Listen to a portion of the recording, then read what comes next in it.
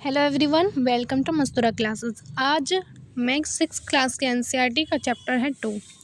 इसमें चैप्टर का नेम की बात करूँ तो ग्लोब, अक्षांश एवं देशांतर। इसमें हम समझेंगे कि ग्लोब क्या होते हैं, अक्षांश क्या होते हैं, देशांतर क्या होते हैं, इसके बारे में समझेंगे। तो आइए शुरू करते हैं।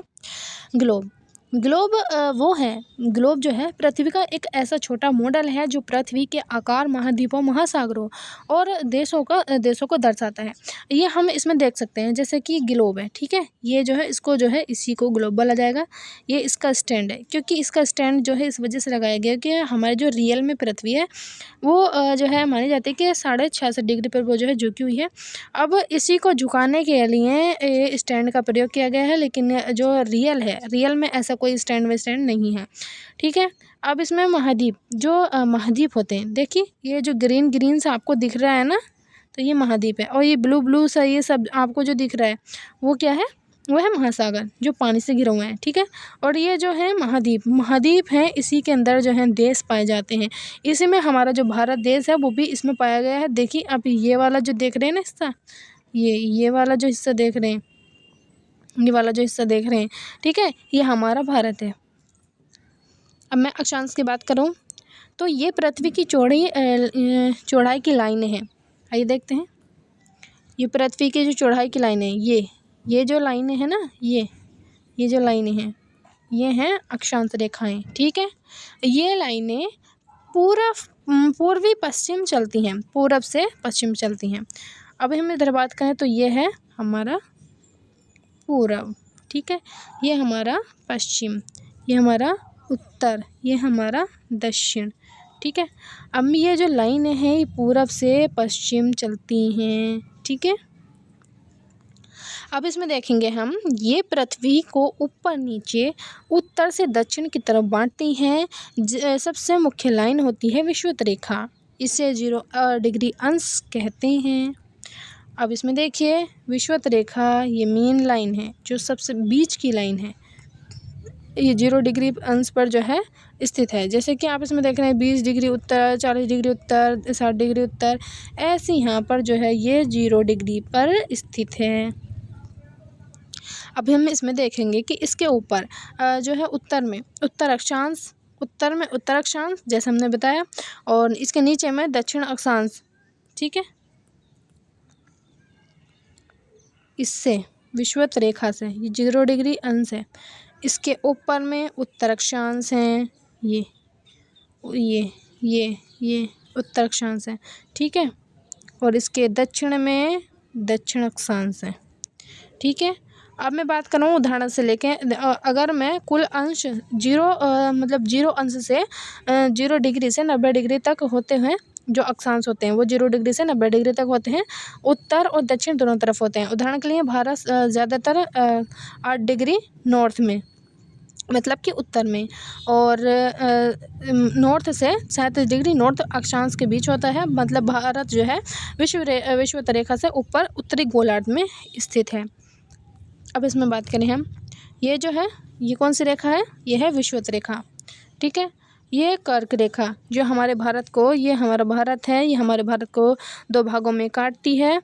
और ये विषुवत रेखा है, ये हमारी भारत से बची हुई है। और ये है मकर रेखा, ये भी बहुत दूर है ये रेखा, ठीक है।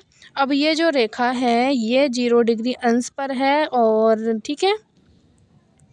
अब मैं बात करूँगी देशांतर की। हाँ, इसमें मैं आपको दिखाती हूँ जो अक्षांश रेखाएं होती हैं, ये दिख रहा है ना इसमें, ये अक्षांश रेखाएं ये जो हैं। अब मैं दिखाती हूँ इसमें अक्षांश रेखाएं किधर हैं। तो इसमें जो अक्षांश रेखाएं हैं वो ये हैं अक्षांश रेखाएं। ये तो कर्क रेखा है, ये वाली, ये है कर्क रेखा, ये है विषुवत रेखा, ये मकर रेखा, ठीक है। ये जो बची है ये ब्लू सी दिख रही है ना, ये अक्षांश रेखाएं, ये हैं अक्षांश रेखाएं, ठीक है। अब हम देशांतर रेखा को देखेंगे। तो देशांतर ये पृथ्वी की लंबाई की लाइनें हैं। आइए देखते हैं, जो पृथ्वी की लंबाई की लाइनें हैं, ठीक है। ये जो लाइनें हैं पृथ्वी की लंबाई की लाइनें हैं, ठीक है। ये पृथ्वी की लंबाई की लाइनें हैं। ये लाइनें जो है उत्तर दक्षिण चलती हैं, और ये जो है ये पृथ्वी को बाएं दाएं पूरब से पश्चिम बांटती हैं, पूरब से पश्चिम बांटती हैं, ठीक है।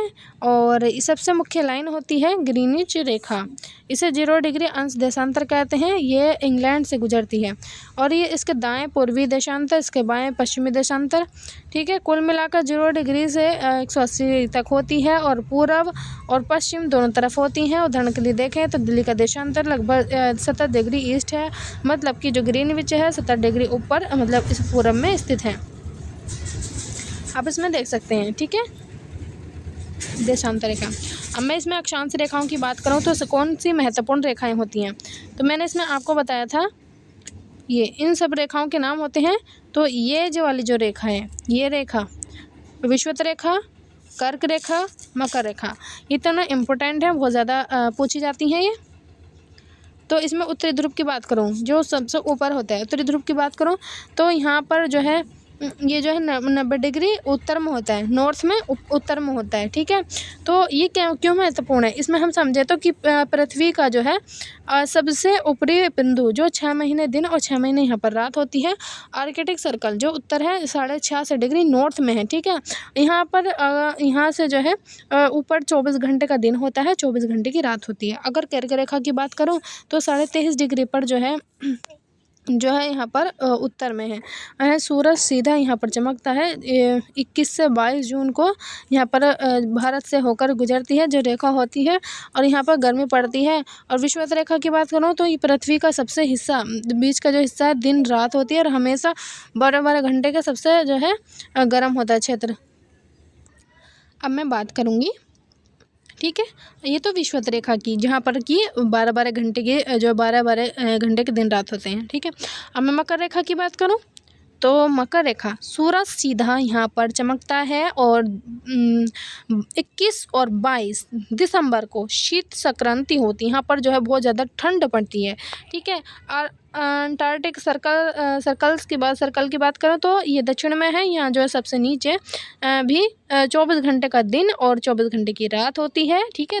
दक्षिण ध्रुव की बात करूँ तो पृथ्वी का सबसे निचला जो बिंदु है, यह बिंदु 6 महीने यहाँ पर दिन और 6 महीने यहाँ पर रात होती है। ये उत्तरी ध्रुव, ये आपको दिखाती हूँ मैं, ये उत्तरी ध्रुव और ये दक्षिणी ध्रुव, इसको मैं दिखाती हूँ।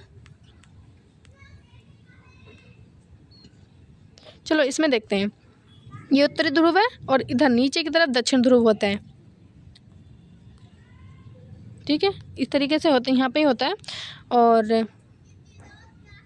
ये वाला जो हिस्सा है यहाँ पर बहुत ज़्यादा ठंड होती है, ये दक्षिण वाला माना जाता है, मतलब दक्षिण ध्रुव माना जाता है। और ऊपर का जो है ये ऊपर का ये उत्तरी ध्रुव माना जाता है, यहाँ भी बहुत ठंड होती है। अब मैं बात करती हूँ भारत से जो गुजरने वाली सबसे महत्वपूर्ण रेखा है वो है कर्क, जो कि 23.5 डिग्री नॉर्थ से गुजरती है। ये जो है कर्क रेखा 8 राज्यों से होकर गुजरती है। एक तो गुजरात है, राजस्थान है, मध्य प्रदेश है, छत्तीसगढ़ है, झारखंड है, पश्चिम बंगाल है, त्रिपुरा है, मिजोरम है, ठीक है। कर्क रेखा इतने राज्यों से होकर गुजरती है।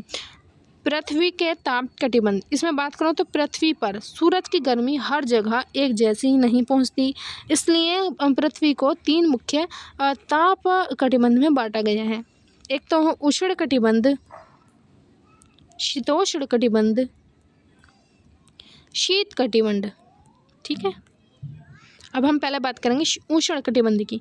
ये जो है बहुत ज़्यादा गर्म क्षेत्र होता है। ये कहाँ, ये जो कर्क रेखा 23 डिग्री नॉर्थ में उत्तर में, ये से मकर रेखा 23.5 डिग्री साउथ के बीच जो है विषुवत रेखा से भी इसी में आती है।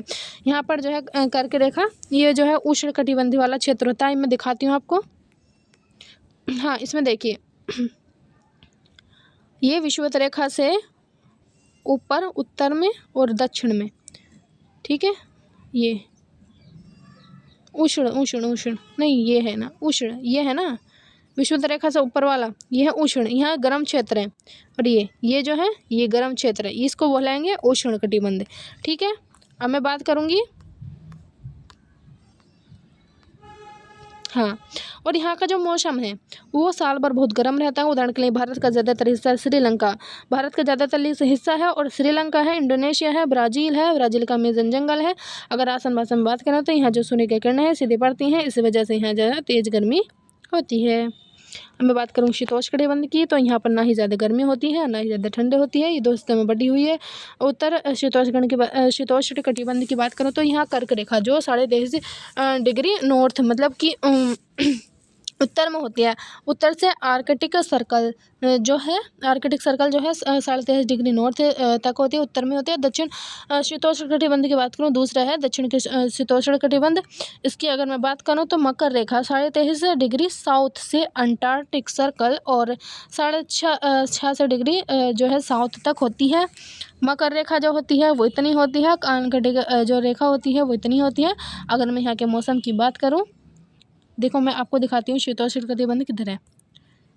ये चित्र आप देख रहे हैं, ये एनसीईआरटी का चित्र है। ये उत्तरी शीतोष्ण कटिबंध, दक्षिण शीतोष्ण कटिबंध। यहाँ पर ना ही ज़्यादा गर्मी होती है ना ही यहाँ पर ज़्यादा ठंड होती है, यहाँ जो है समान मौसम रहता है। आइए मैं आपको दिखाती हूँ इसमें। अब जो है इसमें जो है उदाहरण के लिए अगर हम समझें, यहाँ जो गर्मी में ना ही गर्मी में गर्म होती है, सर्दी में ठंड होती है, मध्यम मौसम यहाँ पर रहता है। दिल्ली का जो ऊपरी हिस्सा है यूरोप है, अमेरिका है, चीन है और जापान, ये इसके अंतर्गत जो है आते हैं अंदर। और आसान भाषा में समझें तो यहाँ जो है सूर्य की किरणें तिरछी पड़ती हैं, इस वजह से इसलिए ना ही यहाँ पर ज़्यादा गर्मी होती है और ना ही ज़्यादा ठंड होती है। अब मैं बात कर रहा हूँ तो शीत कटिबंध की, तो यहाँ जो है ये वाला जो क्षेत्र है बहुत ज़्यादा ठंडा है, दो हिस्सों में बटा है। शीत उत्तर कटिबंध जो उत्तरी शीत कटिबंध और दक्षिण शीत कटिबंध। देखिए मैं दिखाती हूँ आपको, दो हिस्सों में बटा है। उत्तरी शीत कटिबंध, दक्षिण शीत कटिबंध। यहाँ पर बहुत ज़्यादा ठंड होती है, बहुत ही ठंड होती है यहाँ पर जो है ऐसा माना जाए, यहाँ पर जो है ये एक वो पड़ जाएगा अंटार्कटिका महासागर पड़ जाता है। तो यहाँ पर इतनी ठंड होती है, वहाँ पर जो है बर्फ़ पाया जाता है, मतलब बर्फ़ ही बर्फ़ पाया जाता है, वहाँ पर जो है जीवन संभव नहीं है। तो अब मैं इसमें बात करूँ तो उत्तर शीत कटिबंध के लिए आर्कटिक सर्कल है 66 डिग्री उत्तर में है। उत्तर ध्रुव जो है 90 डिग्री तक उत्तर तक है। ये दक्षिण शीत कटिबंध की बात करूँ तो अंटार्कटिक सर्कल, ठीक है, इसमें 66 डिग्री साउथ से दक्षिण ध्रुव 90 डिग्री साउथ तक होता है। मौसम की बात करूँ तो साल भर बहुत ठंडा मौसम होता है, यहाँ पर बर्फ़ ही बर्फ़ रहता है। उदाहरण की बात करूँ तो ग्रीनलैंड, अलास्का, अंटार्कटिका, ठीक है। अगर आसान भाषा में समझे तो यहाँ का जो सूरज की किरणें हैं बहुत तेज पड़ती हैं, तिरछी आती हैं, इसी वजह से यहाँ पर बहुत ही ठंड होती है। अगर मैं ट्रिक से याद करने को बोलूँ तो अगर ट्रिक से याद करना हो तो यहाँ पर बीच में उष्ण है, उष्ण का मतलब गर्म होता है। आइए मैं आपको दिखाती हूँ इसमें।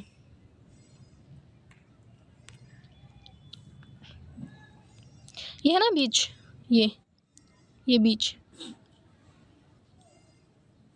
ये आप देख रहे हैं, ये ना ये ठीक है, ये उष्ण है। उष्ण का मतलब होता है गर्मी, यहाँ पर गर्मी ही गर्मी होती है। और यहाँ पर जो सीधी लाइन है, जो सूरज की जो रेखा है, मतलब सूरज की जो लाइट है वो सीधी पड़ती है, इस वजह से यहाँ पर गर्मी ही गर्मी होती है, बहुत ही यहाँ पर गर्मी देखने को मिलती है। अब मैं दूसरी बात करूँ तो वो है शीतोष्ण कटिबंध, शीतोष्ण कटिबंध। तो ये वाला जो क्षेत्र है और ये वाला जो क्षेत्र है दक्षिण शीतोष्ण कटिबंध, उत्तर शीतोष्ण कटिबंध। यहाँ पर ना ही ज़्यादा गर्मी रहती है और ना ही ज़्यादा ठंड रहती है यहाँ पर और यहाँ पर। और उसकी बात करूँ शीत कटिबंध की, उत्तरी शीत कटिबंध और दक्षिणी शीत कटिबंध। उत्तर मतलब उत्तरी शीत कटिबंध इसलिए है क्योंकि ये उत्तर में है, दक्षिण शीत कटिबंध इसलिए है क्योंकि ये दक्षिण में है, ठीक है। अब यहाँ पर और यहाँ पर इतनी ठंड होती है कि यहाँ पर जो है बर्फ़ जमा होता है, ठीक है, बहुत ही यहाँ पर ठंड होती है। शीत। अब मैं देशांतर और समय की बात करूँ तो पृथ्वी आपने जो है अक्ष पर, पृथ्वी जो होती है अपने अक्ष पर जो है 24 घंटे में एक दिन पूरा चक्कर लगाती है, जिसमें कि रात दिन दोनों आते हैं, ठीक है। यानी कि 24 घंटे में 360 घूम जाती है। एक घंटे में पृथ्वी का कितना घूमता है इसको निकालेंगे तो हम 360 भाग 24 तो बराबर आएगा 15 डिग्री। मतलब कि हर देशांतर 15 देशांतर बराबर 1 घंटे का जो फ़र्क वो दिखाई देता है। ग्रीनविच रेखा, ग्रीनविच रेखा जो है 0 डिग्री देशांतर का समय मानक है, इसे जो है GMT या UTC का समय कहते हैं। भारत जो है इसमें से आगे है और भारत का जो समय है GMT प्लस 5.5 घंटे इसमें जो है माना जाता है। अगर हम इसको निकालें तो क्योंकि जो हमारी जो भारत है वो 82.5 डिग्री ईस्ट पर है, इसमें जो है 1/2 का मतलब होता है 0.5, तो इसका जो है भाग करेंगे तो 15 से तो भाग करेंगे तो इसका निकल के आएगा 5.5 घंटे, ठीक है। देखिए आप, यह है ग्रीनविच रेखा, ठीक है। अगर हम इधर को जाते हैं तो समय बढ़ता है, इधर को जाते हैं तो समय घटता है, ठीक है।